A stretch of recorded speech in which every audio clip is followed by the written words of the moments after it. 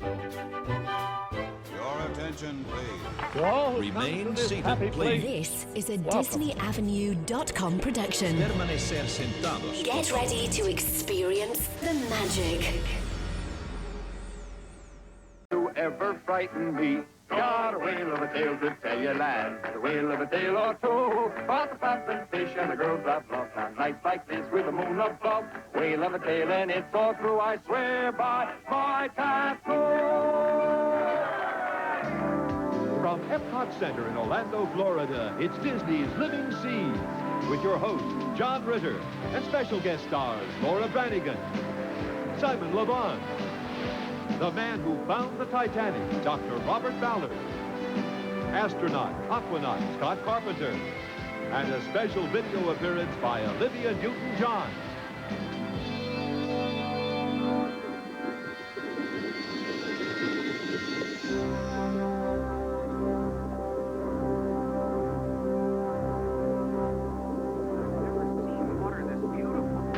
Like, wait, what's that?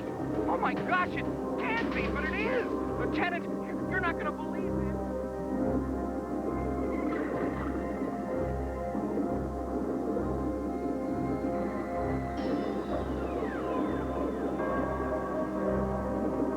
Avast, ye swab, now look alive. First we bury the treasure chests, and then we'll celebrate. And not a man jack among ye ship to drop a rock.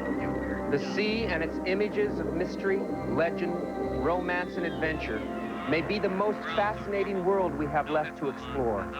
Alien life forms, lost civilizations, the unknown encounter that waits beyond the next reef.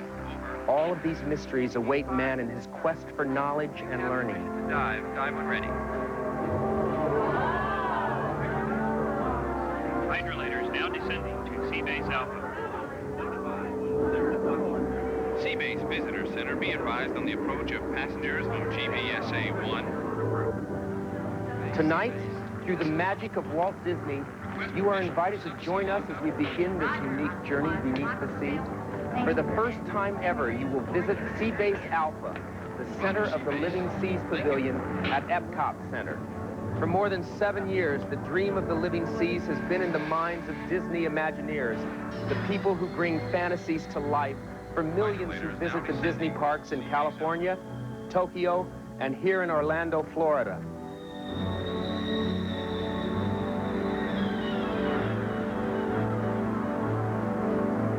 Incoming hydrolators, prepare for pressurization. Roger, pressurized. Secure to dock forward. Hydrolators secured. Docking complete.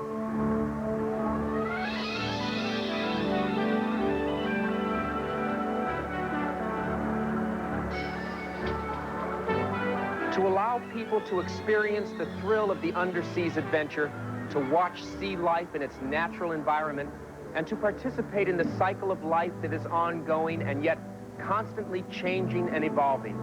That was their dream, and this is our reality. Oh, hey guys, thanks a lot. Oh, God. Hi, I'm John Ritter, and welcome to Sea Base Alpha. You know, the challenge of the sea is an adventure that man has wanted to undertake since the earliest days of diving tubes and long before Leonardo da Vinci designed the first known underwater breathing devices. Tonight, we're going to look at the mysteries of the seas, as writers have seen them for centuries, as the filmmakers at Disney Studios have seen them for over 50 years, and also through the eyes of some pretty fascinating people. We'll explore not only the lore and legend of the sea, but also the fact and fiction of the sea. We'll travel to the farthest depths of the ocean floor with the man who found the Titanic and compare outer space and inner space with an astronaut who's been both places. We'll also look at the lighter side of man's greatest resource through the magical eyes. What's all this man, gibberish, man, here and there. I'm getting sick and tired of it. Excuse me, who is that? Hey, man, over here, look behind you. I've listened to about as much of this as I can take. Man is always taking credit for everything. It's as though we machines don't exist. Well, of course you exist. See, man could... See, there you go again, man. Will you let me finish? What I was about to tell them was that man couldn't wouldn't be at the advanced state he's arrived at without the assistance of machines like you. Well, now, that's more like it. Say, can I have a word with that camera for a minute? Well, be my guest. All you TV sets out there, forget previous order and just keep working for the remainder of the program. Thank you. Well, thank you. Don't mention it. I knew all I needed to get him on my side was a little man-to-man talk. Walt Disney's fascination with the sea goes back to the very beginning of his career as a filmmaker. His first Academy Award-winning cartoon had a nautical locale as Mickey Mouse tried to navigate his way through treacherous waters, just as we try to steer our way through life. Disney used the imagery of the sea to stir a number of emotions in his audience. Laughter was one of them.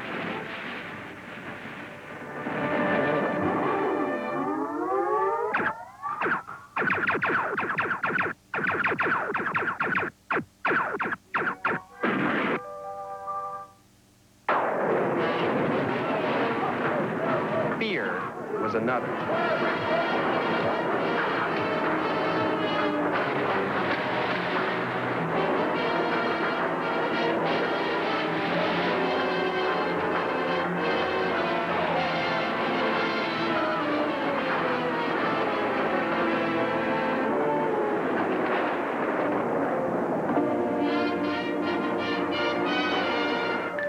His spectacular vision often took the form of a true life adventure that showed us undersea life at its most placid and pleasant.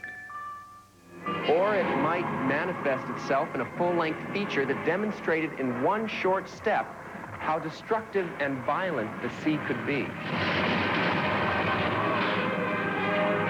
What happened? But whatever the medium and whatever the emotion, Walt Disney nearly always had an underlying purpose, and that was to make us more aware of the world around us. And that's what EPCOT and the Living Seas Pavilion is all about. 6.5 million gallons of water. Enough water to give everyone watching this program a 10-ounce drink and still have enough left over to quench the thirst of Albany, New York. 6.5 million gallons of water containing all the elements required for the life cycle of a living coral reef. But what makes this even more special is that people from all over the world will be able to witness life in the reef as it is and has been for millions of years. Such is the care and loving detail that has gone into this exhibit. In Walt Disney's original vision of EPCOT, the Living Seas was planned to open as part of the first phase in 1982. But as the Imagineers began the initial planning, they soon realized it was going to require a great deal more research and development than any other pavilion in the center. For one thing, it would be the first Disney attraction that would use live animals rather than the famous audio animatronic creatures found at other exhibits. The Disney planners believed wholeheartedly in the dignity of animals and were determined to avoid their exploitation. In fact, the care and training of the animals that would be the living part of the Living Seas would begin nearly a year to the day before it would open at the Animal Holding Center off the Florida Keys. Finally, this exhibit would have a scientific board of advisors who would actively participate in research once the pavilion was completed. And so while the rest of EPCOT rose on schedule and opened to the public on October 1st, 1982, the Living Seas remained a dream until Disney and United Technologies joined forces to make this dream a reality. So the imagination responsible for the Living Seas Pavilion stems from the same source that gave the world such imaginative motion pictures as Snow White, Fantasia, Mary Poppins, and 20,000 Leagues Under the Sea. Another thrilling event occurred recently that also involved a legendary vessel, this time a real ship named the Titanic. When it embarked on its maiden voyage, it was deemed not only the finest luxury liner in the world, but virtually unsinkable. No other maritime occurrence has excited the imagination or the curiosity of scientists and writers alike more than the tragic circumstances that detailed the first and last voyage of the great ship Titanic in April of 1912. For more than 70 years, salvage experts and oceanographers had attempted first to locate the position of the Titanic, known to be some 2 miles beneath the surface, and then to determine if it was at all reachable and salvageable. It wasn't until the summer of this past year that anyone was able to pinpoint the location and actually see the ship, which had rammed an iceberg in the North Atlantic and taken the lives of over 1,500 people. The man responsible for heading that expedition is Dr. Robert Ballard, and with his ship, the Nore, he did the impossible. He found the Titanic. Dr. Ballard is one of the members of the advisory board of the Living Seas Pavilion, and his rendezvous with the Titanic seems to be only a baby step in his plan to walk the floor of the seas in the future. The true story of how he found the ship is more fascinating than any novelist could dream of, and tonight he's with us from San Diego, California, from the Melville, the sister ship of the Nore, where he embarks later today on a 3-week expedition off the Mexican coast. Tonight, though, he's got some pictures of the Titanic never before seen on television. Dr. Ballard? Yeah. John Ritter. Hi, how are you, John? Fine. Looks like you're getting ready to go out again. Yeah, we're trying to get the vehicle ready. We sail in a few hours, so we're trying to get the last-minute preparations completed. How long has finding the Titanic been a dream of yours? It took 10 years of planning. It's something that I've been wanting to do for many, many years. In underwater exploration, the Titanic was a Mount Everest, something that was going to happen, and I wanted to be the one that was a part of that happening. It was really 3 years of intense preparations when we knew we were going to go, and then 2 months of actual at-sea effort during the weather window. Even though it was supposed to be the nicest time of year, we still got the dickens knocked out of us. We had a major hurricane go through. We had gales, 40-knot winds, but we had enough time that we could persevere, and Mother Nature finally yielded up the Titanic after a hard-fought battle. You know, we've all read about your adventure with the Titanic and the technology used to find it. Obviously, we're here looking at an example of that technology now. Can you tell us a little bit about it? Well, Argo is the latest in a new generation of underwater exploration vehicles. For many years, we've been using manned submarines. And the problem with going down to the ocean floor in a submarine is if you get inside the submarine and you drop towards the ocean floor, and it takes you about 2 to 2.5 hours to reach the average depth. Well, the whole concept of this new technology is what we call telepresence, projecting your soul and spirit to the bottom of the ocean, but leaving your gallbladder, your kidneys, and everything else behind. And Argo is the vehicle that carries our mind and our spirit to the ocean bottom using a series of very advanced underwater cameras. Could you show us how it works? Well, inside the frame of Argo are 3 cameras. They're very, very sensitive cameras. They have an ASA of about 200,000, which means the camera can almost see in the dark. Argo's primary job is to use its low-light level TV images to find things. But once we find it, like we found the Titanic, then we want to go down and take some really close-in color pictures. Right behind the TV camera is a color camera, and when we come up, we take that film and we bring it into this lab. Come on in, we'll look at it. In the lab, after the lowering's over with, and we have the color film, particularly like when we ran over the bow of the Titanic, we give it to Martin here, and Martin loads it up into the auto processor, and then we process it, and several hours later we bring it out, and we can project it, and you saw the pretty pictures we took. Once we get Argo in the water, and we lower it down 10 to 20,000 feet, the center of activity shifts from the deck into the control van, which is the real heart and soul of the system. So let's go in and take a look at it. Now, this control center is obviously like the one you were in when you first saw your pictures from the Titanic. What did you feel like when you finally saw them? Well, we were like kids at Disneyland, is what we were like. And it was really one of the most exciting moments of my life. We didn't immediately go over the top of the Titanic. We were a little scared of it, actually. We didn't know how it was sitting on the bottom. And we were standing right here when we made our first run, looking at that monitor, and we came in on the port side around the #1 funnel. And initially, we're looking out into fuzz, like you'd look into a fog with your high beam.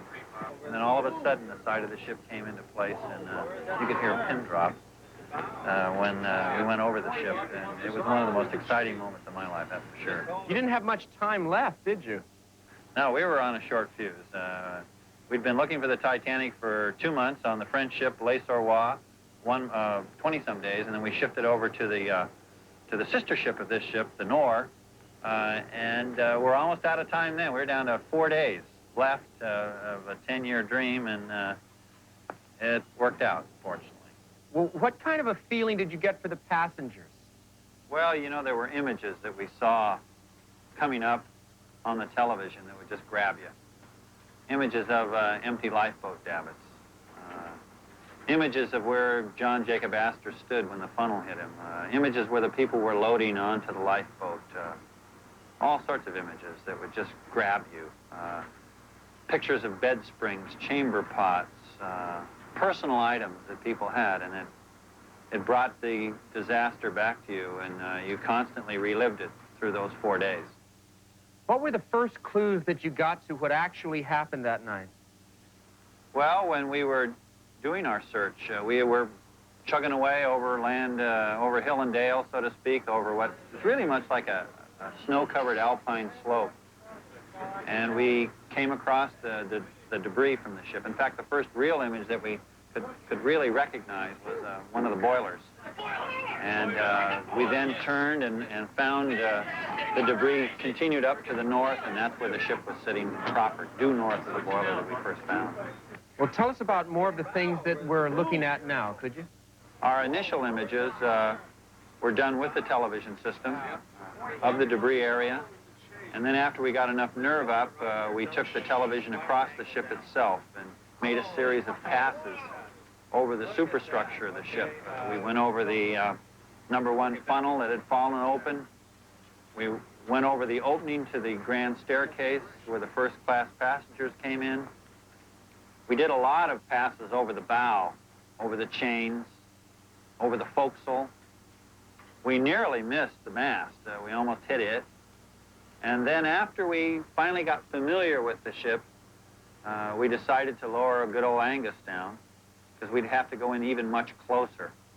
Because Angus' job was, once Argo had taken the television images, Angus's job was then to go in for the beautiful close-up color still pictures. And that was the most dangerous part of the whole trip, because we had to get so close. 13,000 feet of water. We had at times strong seas and winds. We had to lower this vehicle down 13,000 feet and then drive along the contour of the ship at an altitude of about 20 feet. And that isn't very easy. Now, there's a controversy about going down to ships like the Titanic and salvaging them. What are your feelings about that? Well, to me, the Titanic is a gravesite. It's like the Arizona in Pearl Harbor. It should be treated as a memorial, and I understand Congress has just passed a bill to protect the Titanic from senseless salvaging operations by Americans. I hope that other countries, certainly France and England, Canada, will do likewise to preserve that ship from people who will tear it apart. Like I said, we have begun to find the pyramids of the deep that have been placed there by human activity, and the question is, are we now going to revisit those pyramids to plunder them or to appreciate them? Well, you found the Titanic, Bob, but I got to ask you one other thing. Is Daryl Hannah down there? Well, you know, I didn't get into all the compartments. My hope is we can get back and go into some of those first-class staterooms, and you never know. Though the rest of us have difficulty in tickling the funny bone underwater, one man who never had any trouble at all was Walt Disney.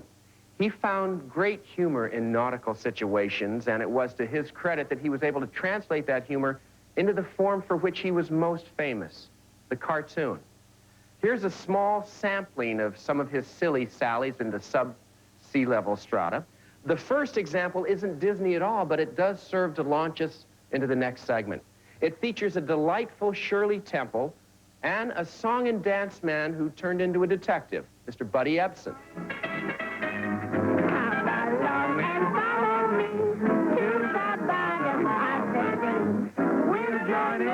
Jamboree at the country song. Lots dancing in a row, shuffle off to Buffalo. Yelling big way to and fro at the country song. Feeling happy in the ear, through and and everybody can. Like the sardine can. Just trucking left and right. Memories, motions, water night. There won't be a hook in flight at the Cottage Ball. Splish splash, I was taking a bath. Long about a Saturday night. Yeah. Rubbed up, just relaxing in the tub. Thinking everything was alright. Well, I stepped out the tub, put my feet on the floor. I wrapped the towel around me and I opened the door. And in a splish splash, I jumped back in the bath. Well, how was I to know there was a party going on? There was a splishing and a splash, and reeling with the feeling, moving and a grooving, rocking and a rolling. Yeah!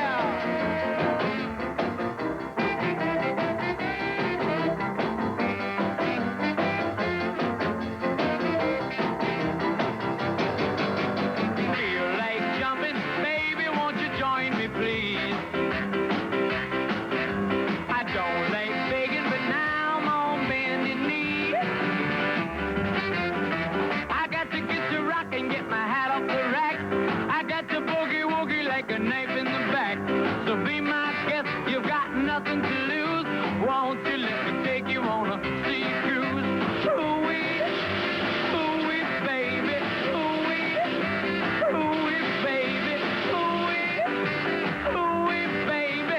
Won't you let me take you on a sea cruise?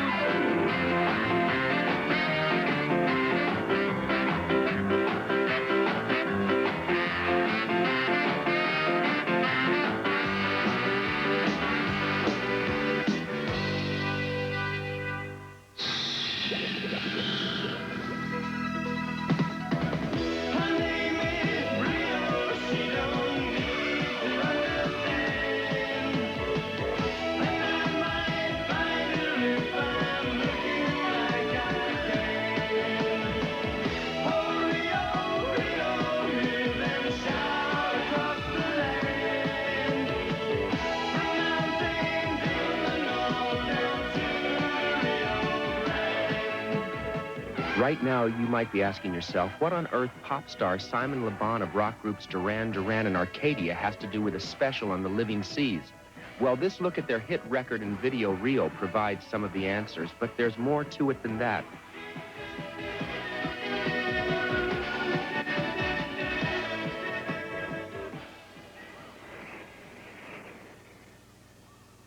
Simon's recent experience with the sea is something that has left a permanent mark on him, and it is that encounter that brings us together tonight for some reflection. When the producers of this show asked me if I wanted to participate, I thought about what I could say that would mean something. I looked at poem after poem about the treacherous sea, and the more I looked, the more I came to realize that my feelings were different from those of any poet or novelist or any film I'd seen. The poets spoke of the moaning sea, of men who sank with a bubbling groan without a grave, and even of the whispering sea. But the sea I came to know last summer was different from any of those. In fact, the only people with whom I'm able to share those feelings are the 23 other crew members of our boat, the Drum, who last August the 11th experienced the ruthlessness of the sea with me in the space of a few minutes. On that date off the south coast of England, while beating into a 35-knot wind and punching into a short, oncoming sea, we capsized during the 600-mile fastnet race, hurling 18 men into the icy waters of the North Atlantic and trapping 6 of us, myself included, under the hull of the 27-ton racing yacht. The 18 men treaded water for some time before they were able to clamber up the slippery, upturned hull of Drum. But the 6 of us were not so lucky. We found ourselves fighting for our lives, using as our only means of light the faint sunlight that was refracted back from the open sea through an open hatch. Of the 6, 1 was trapped, drowning in his bunk, upside down and screaming in terror until we cut him free. Those screams still come back to haunt me. I don't think anything could ever describe the pale blue death down into which I stared through the open hatch. And now, some time after it all happened, I still find myself unwilling to speak or to relive the experience. My feelings come quickly, the words come slower and much harder.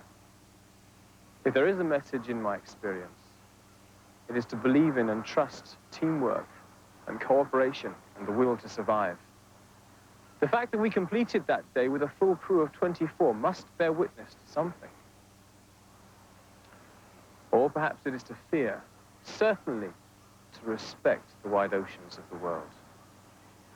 We are land creatures, and the water is not our element. We are not designed to go to sea. But there is a calling compulsion, a seduction of some men. And it is this power that now draws me and my friends back again and again. It's this seduction which I think the following words by John Masefield may help to express. I must go down to the seas again, to the lonely sea and the sky, and all I ask is a tall ship and a star to steer her by. And the wheels kick, and the wind's song, and the white sails shaking, and the grey mist on the sea's face, the grey dawn breaking. I must go down to the seas again, for the call of the running tide is a wild call and a clear call that may not be denied. And all I ask is a windy day, and the white clouds flying, and the flung spray, and the blown spume, and the seagulls crying. I must go down to the seas again, to the vagrant gypsy life, to the gull's way, and the whale's way, where the wind's like a whetted knife. And all I ask is a merry yarn from a laughing fellow rover, and a quiet sleep, and a sweet dream when the long trick's over.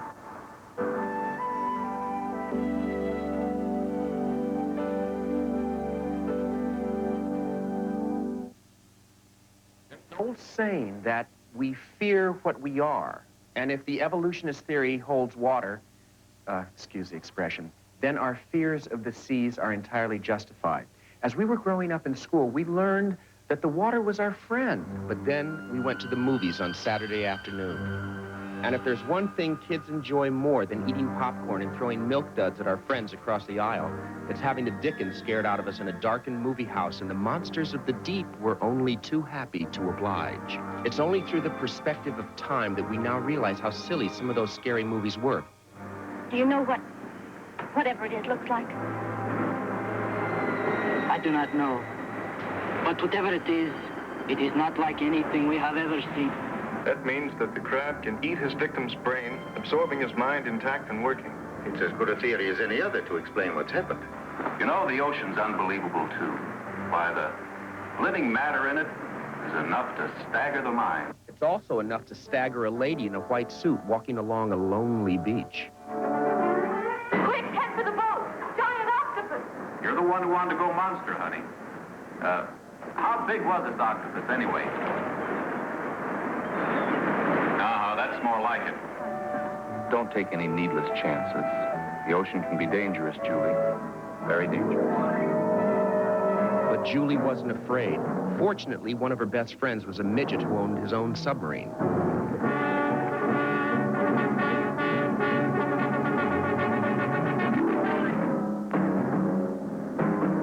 We think we know where these things come from, but we have no idea how many there are. Well, it doesn't really matter how many there are.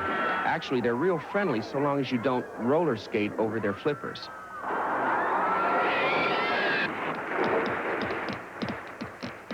What's that? It's either a small earthquake or a large crab.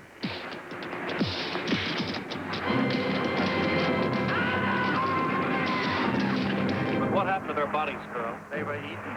Even the bones? I don't understand it. I don't understand it. Neither did the writer. We'll pick up what's left. We are here! Show yourself!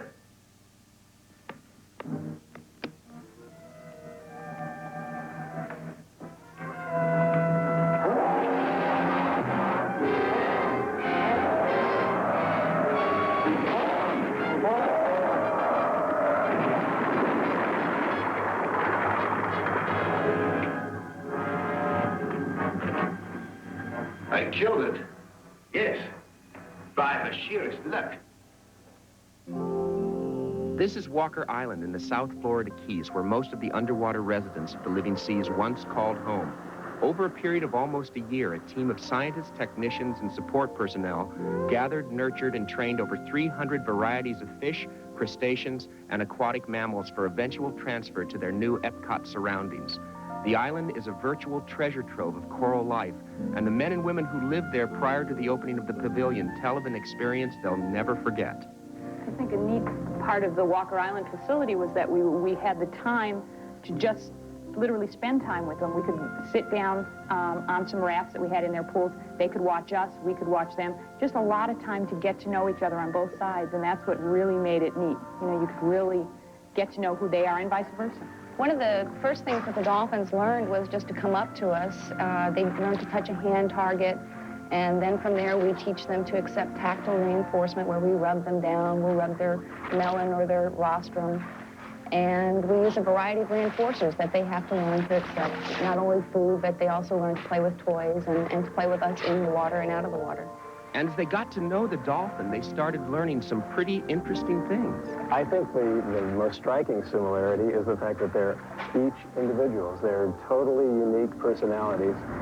Each one has its own likes and dislikes, its own personality, really. It's an amazingly unique animal in that regard. And they're so extremely social. They really like to interact with, you know, each other. It looks like they play just like people do and want to get us involved in that, and that's the part that makes them so attractive, because they have those kind of characteristics that we see in each other. Toby is very mellow. Bob got his name because he used to just Bob. And Christy is our Christy Brinkley. She's just gorgeous. But they soon found out that they weren't the only ones interested in the dolphin. A newfound friend showed them something else.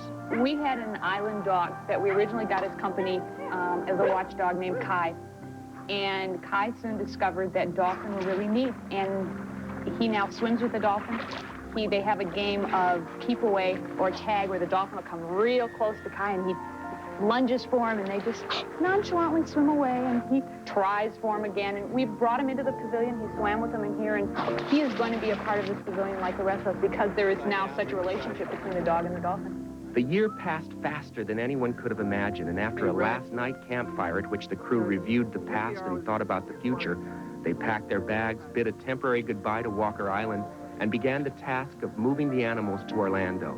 And when the journey was complete and the animals were safe in their new homes, the crew had a chance to think a bit about the overall picture facing environmentalists today. Well, I think all animals are in danger to some extent.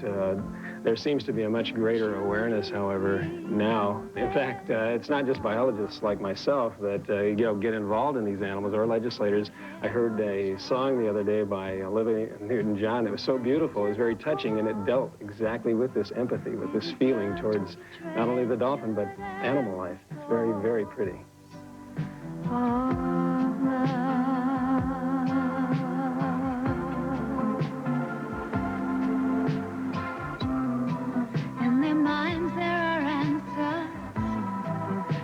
Time we will know what the truth is about. Oh, we don't know.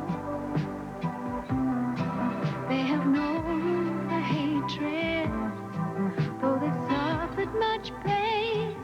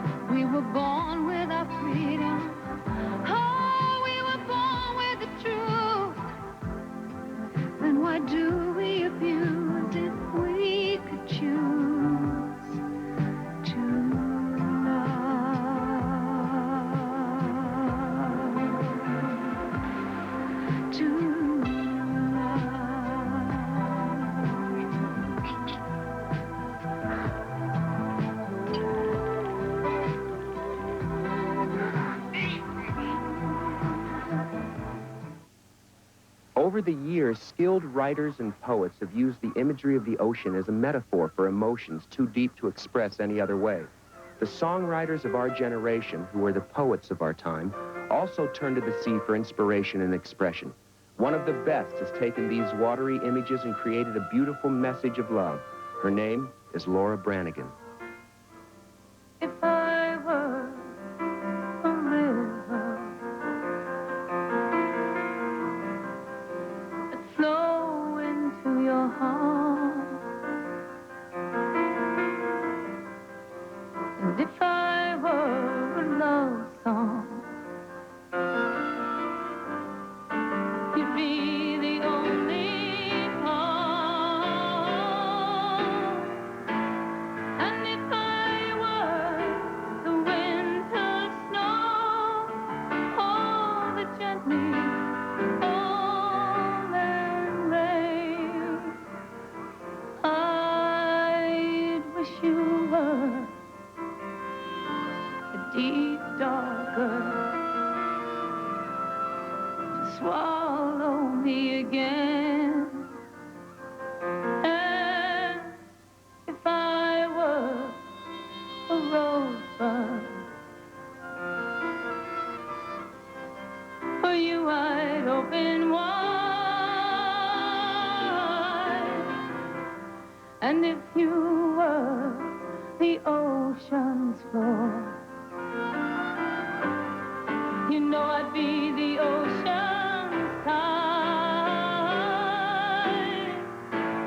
And if you were the only star lost in the summer storm, I'd be the sky all through the night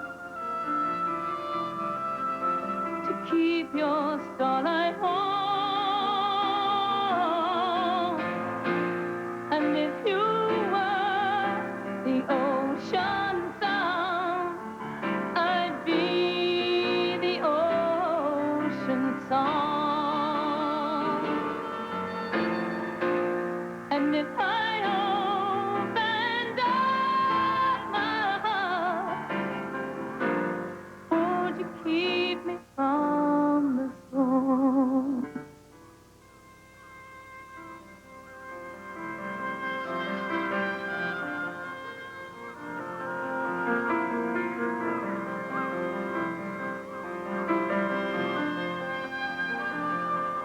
And if I were a river, I'd flow into your heart. And if you'd be the ocean, I can't keep us apart.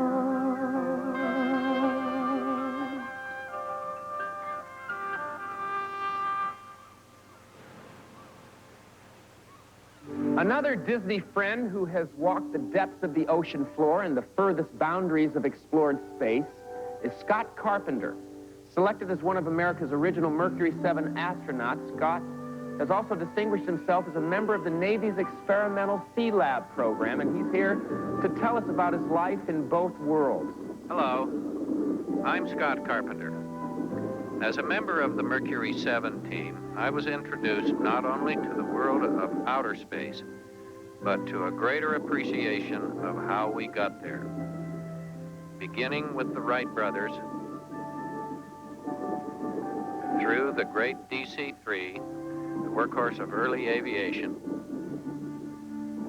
and on to the A300 jumbo jets that haul 300 passengers all over the globe, to today's space shuttle. We have seen modern aviation progress to the frontiers of space. And in a like manner, as a member of the Sea Lab experiments, I participated as man took his boldest step yet in the utilization of the sea for his benefit. And while both frontiers remain more or less untouched in the overview of time, perhaps because we live on Earth, it is so important for us to understand the world of the living seas. Try to imagine, just for a moment, that somewhere in the endless reaches of the universe, on the edge of a galaxy of 100,000 million suns, deep within a cluster of slowly forming planets, a small sphere of just the right size lies just the right distance from its mother star, cooling in the coldness of space. Try to imagine. Now that sphere's creation continues as countless volcanoes spew clouds of gas and steam into the sky from molten mineral formations. And then that cloud-covered planet waits until finally those clouds of gas and steam condense and rain upon that planet.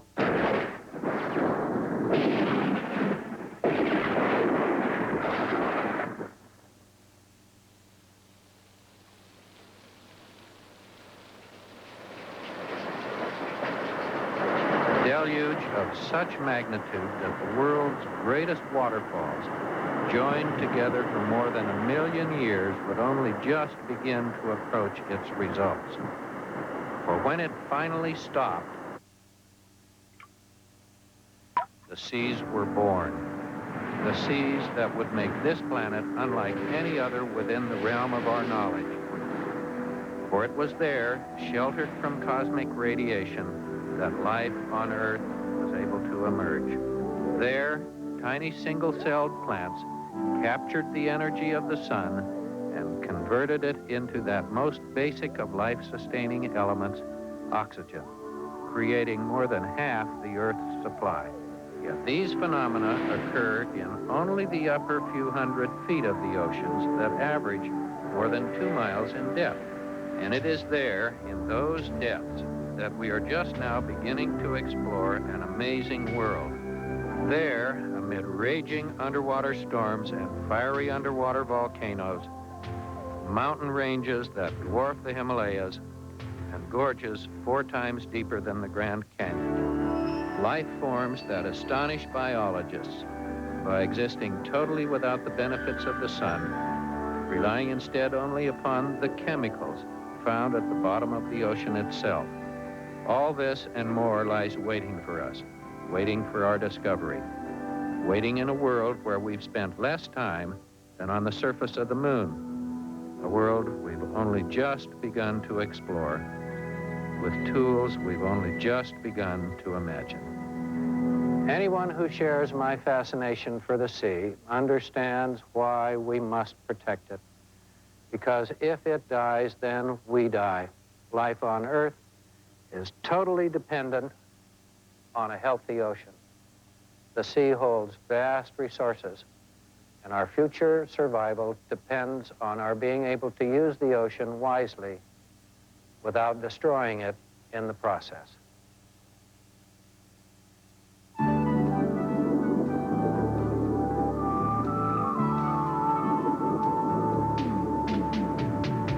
In the hours since this program began, I've learned a great deal about something I thought I knew something about before, but really knew next to nothing about: water. I hope it was interesting, informative, and entertaining for you as well. I know I'll never look at a fish the same way, or an ocean, or a glass of water, or a piece of kelp, or a dolphin, or even Mickey Mouse. So thanks for joining us here at EPCOT for this very special preview of the living seas. There's lots more to see and do here, and if this place doesn't hold water, I don't know what does. Good night, and may your knowledge never get ahead of your curiosity.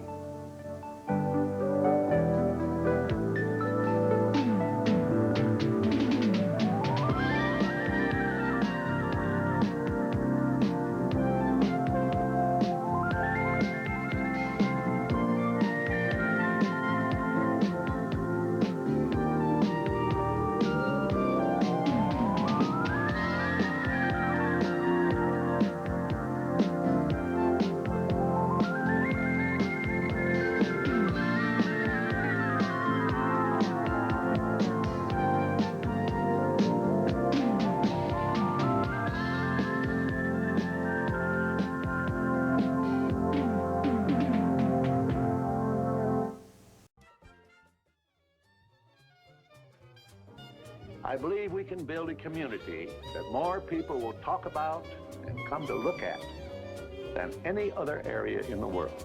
This is a DisneyAvenue.com production.